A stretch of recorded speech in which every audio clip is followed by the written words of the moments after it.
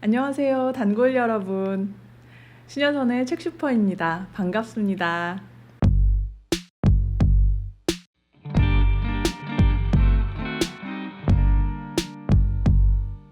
아직도 단골이라는 말이 이렇게 자연스럽게 나오지는 않아요. 그런데 이 말이 너무 좋아서 단골, 단골 자꾸 자주 불러보고 있어요. 발음도 왜 귀엽잖아요. 단골. 니은 발음, 그리고 리을 발음이 뭔가 이렇게 좀 안아주는 것 같고 굴러가는 것 같고 뭐 잘 설명할 수는 없지만 좀 그래요. 그래서 좋다는 이야기를 드리고 싶습니다. 단골 여러분. 문득 궁금해서 사전 찾아봤더니요. 단골이라는 말이 왜 늘 정해놓고 거래하는 곳이라는 의미를 가진 동시에 늘 정해놓고 거래하는 손님이라는 의미가 함께 있더라고요.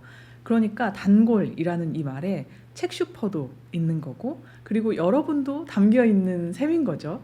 네, 재밌죠. 단골에게 언제나 열려있는 책슈퍼. 단골이 늘 찾는 책슈퍼.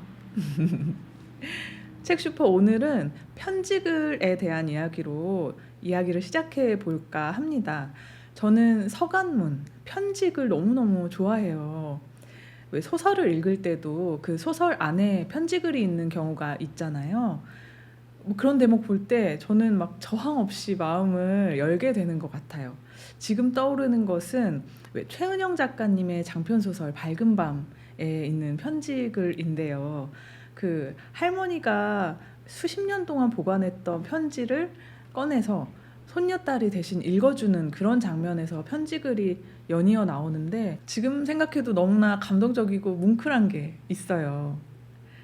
저는 또 버지니아 울프의 편지도 정말 좋아하는데요. 이 작가는 정말 작품도 많이 썼잖아요. 그 작품 한 편 한 편의 완성도도 엄청나고 그러는 와중에 이 명작들을 써내는 작가가 끊임없이 그 틈틈이 편지를 썼거든요. 그 편지들이 지금까지 남아서 작가의 어떤 내밀한 고민과 그리고 편지의 수신인에 대한 어떤 솔직한 감정 이런 것들이 지금까지 우리가 엿볼 수 있다는 게 저는 늘 어떤 뜻밖의 행운처럼 느껴져요. 그래서 오늘의 책을 발견하자마자 바로 집어들고 읽지 않았겠습니까? 이번에 소개할 책은요. 수전 베리와 올리버 섹스의 서간집 디어 올리버입니다. 일단 이 디어 올리버 제목에서 알 수 있듯이 이 책은 수전 베리가 자신의 관점에서 두 사람의 우정의 역사를 편지를 매개 삼아서 서술하는 책이에요. 그러니까 편지글만으로 이루어진 책은 아니고요.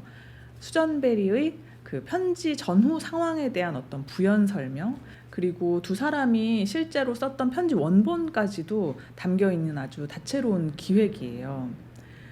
올리버 섹스는 좋아하시는 분들 많으시죠? 한국에도 이 올리버 섹스의 저서는 굉장히 많이 번역이 되어 있고요. 저도 정말 좋아하는 작가인데요. 올리버 섹스가 2015년 82세의 나이로 세상을 떠날 때까지 이 수전 베리와 올리버 섹스는 거의 10년 동안 그리고 약 150통의 편지를 서로 주고받으면서 아주 깊은 우정을 나눴다고 해요.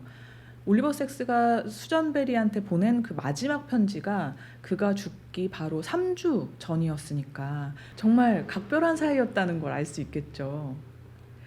이 두 사람의 인연은 수전 베리로부터 시작이 됩니다. 수전 베리는 사시로 태어났어요. 그래서 어린 시절에 눈동자를 정렬하는 교정 수술을 받기도 했고요. 그러나 40대 후반까지, 그러니까 아주 오랜 세월 동안 세상을 입체시로 보지는 못했다고 해요. 가령 거울을 볼 때면 왜 자신의 모습이 거울 표면 위에 있는 거예요. 그래서 거울 유리에 묻은 어떤 얼룩들이 내 몸 위에 있는 얼룩처럼 보여서 내 옷을 막 닦아야 되나 이렇게 느끼기도 하고, 그런 식으로 어떤 입체감이 좀 덜한 시선으로 세상을 보는 거죠. 그렇게 40년이 넘게 살아왔던 거예요. 그러니 막 운전은 언제나 어려웠고, 그리고 뭐 재봉틀 같은 작업은 당연히 너무 하기 힘들었던 거죠. 그러면서 '아 나는 늘 어디가 좀 이상한가? 모자란가? 나는 좀 괴짜인가?'라고 생각하면서 평생을 살아왔던 거예요. 그러다가 48 세라는 아주 어떻게 보면 좀 뒤늦은 나이죠. 그 나이에 시력 훈련을 받습니다. 그 훈련으로 입체시가 생긴 거예요. 이 입체시라는 것을 간단히 설명하면 이렇습니다.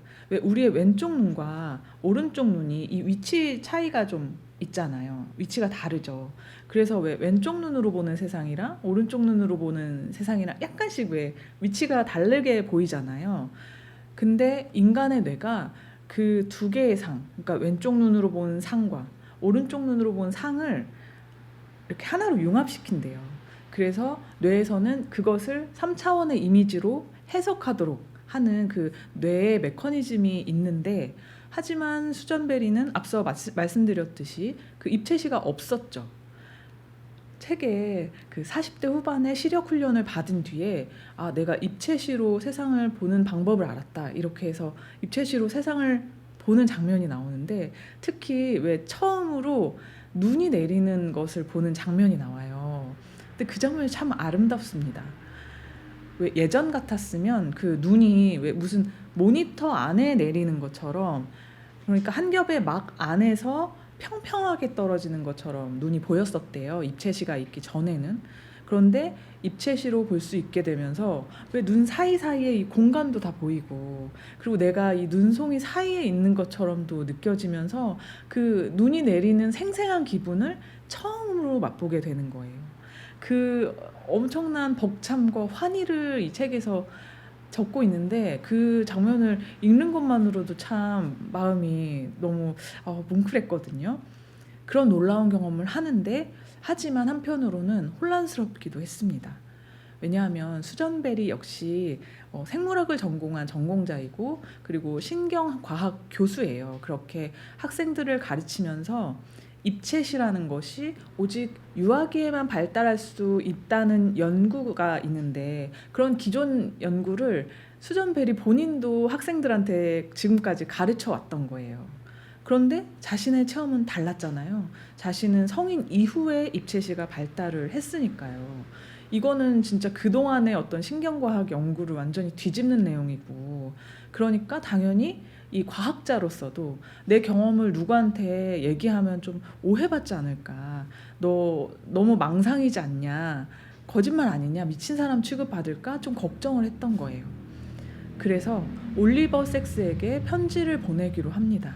이 환희, 이 아름다움, 이 놀라움을 왠지 올리버 섹스는 있는 그대로 받아들여 줄 거라는 어떤 신뢰 같은 게 있었던 거예요. 그러니까 올리버 섹스가 자신이 만나는 어떤 환자들을 대상화하지 않는다는 믿음이 있었던 거죠. 그러니까 이 사람한테 나의 경험을 말하면 미친 사람 취급받지는 않겠다, 뭐 일종의 그런 믿음이 있었을 것 같아요. 그리고 그 편지를 받은 올리버 섹스는 며칠도 지나지 않아서 열정적인 답장을 씁니다. 여기에 그 답장 원본이 수록되어 있는데 아주 길게 몇 페이지에 걸쳐서 그 편지가 있어요. 그러니까 올리버 섹스도 이 수전베리의 이야기가 너무너무나 관심이 있고 흥미로웠던 거죠. 그래서 그 길게 편지를 쓴 다음에 뒤에는 심지어 자기 주변에 시각 연구하는 동료가 있는데 내가 당신을 찾아가도 되겠냐 라고까지 해요. 첫 편지에.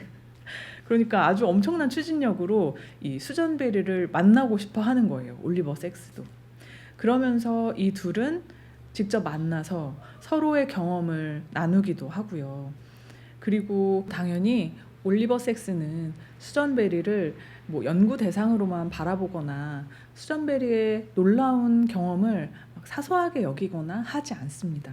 오히려 이 입체시를 뒤늦게라도 얻게 된 것이 얼마나 수전베리라는 사람에게 중요한 의미인지를 잘 알았고, 당연히 함께 이 상황을 기뻐해 주죠.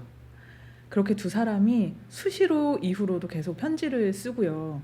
그 편지에서는 서로의 연구에 대한 고민도 나누고, 그 상대의 연구 고민에 답도 하면서 아주 좋은 동료이자 친구가 되는 거예요. 이 책을 읽는 경험은 그래서 두 사람의 어떤 지적 여정에 함께하는 느낌이 들어요. 그런 나도 일종의 연구자로서의 체험 같은 것을 하는 기분이 들거든요. 올리버 섹스는 이 수전베리의 사례를 스테레오 수라는 제목의 글로 서서히 완성을 해가고요. 그리고 거기에 수전베리 당신, 그러니까 본인의 의견을 아주 주의 깊게 청취를 합니다. 동시에 수전베리에게도 사실 당신이 이렇게 편지 쓰는 거 이거 다 책으로 써야 된다, 이거 다 글로 써야 된다라고 하면서 계속해서 글을 쓰라고 권유를 해요. 실제로 수전베리는 그런 올리버 섹스의 응원에 힘입어서 실제로 책을 씁니다. 자신이 한 명의 환자였다가 올리버 섹스 덕분에 한 명의 주체가 되고 그리고 나아가서 저자가 되었다고 수전베리는 말해요. 그 정도로 자신이 집필 활동을 하는 데 있어서 올리버 섹스가 아주 큰 영향을 줬다고 분명하게 밝히고 있는 거죠. 이렇게 서로에게 지적으로 자극도 주고 용기도 주고 가르침도 주면서 주고받으면서 지내는 우정이라는 게 과연 존재하는구나. 이 세상에 이런 우정이 실제로 있구나. 저는 그런 생각을 하면서 굉장히 마음이 두근거리기도 했어요. 왜 무엇보다 제가 앞서서 말씀드렸듯이 편지 글이잖아요. 왜 생각해보면 이렇게 정성스러운 편지를 싫어하는 사람한테는 안 쓸 것 같아요. 그쵸? 그러니까 편지 글이라는 것은 기본적으로 상대에 대한 어떤 염려, 격려, 그리고 호의와 감사의 언어들이라는 생각이 들고요. 그래서 이렇게 편지 글을 내가 좋아하나? 이런 생각도 이 책을 읽으면서 다시 한번 하게 됐습니다. 왜 이 책에도 그렇게 실제로 마음을 일으키는 문장들이 정말 많아요. 여기 보이세요? 제가 진짜 군데군데 엄청나게 책을 접어가면서 귀퉁이를 접어가면서 읽었어요. 이거 나중에 언제라도 다시 꺼내보려고요. 아마 여러분도 이 책을 읽으시면 분명히 그런 나를 일으키는 문장 한두 개쯤은 분명히 발견하실 거라고 생각합니다. 사실 저도 손편지까지는 아니지만 가끔 메일로 안부를 나누는 분들이 있어요. 정말 힘이 돼요. 왜 서로에게 이렇게 말을 건넨다는 것이, 그리고 진정한 대화를 나눈다는 것이 우리를 얼마나 멀리로 데려다 놓는지 편지를 주고받으면 그 사실을 새삼스럽게 깨닫게 되는 것 같아요. 그러니까 편지라는 것 자체가 정말 근사한 장르다, 이런 생각을 많이 하고요. 그래서 단골 여러분도 왜 편지 지금 이야기 들은 김에 생각나는 사람 있으면 꼭 한번 써보시기를 바랍니다. 그리고 제가 올리버 섹스 좋아한다고 말씀드렸는데, 이 올리버 섹스의 팬분들이라면 이 책을 정말 사랑하시게 될 것 같아요. 그 노년의 나이가 무색하게 정말 일상의 아주 사소한 장면에도 호기심을 놓치지 않았던 사람, 그리고 암을 겪으면서 시력을 잃어가고 체력이 떨어져 가는데도 쓰는 일을 결코 멈추지 않았던 사람, 그리고 다정한 말, 그리고 다정한 마음으로 주변을 일으켰던 사람이 바로 올리버 섹스라는 것을 이 책은 생생하게 보여주고 있어요.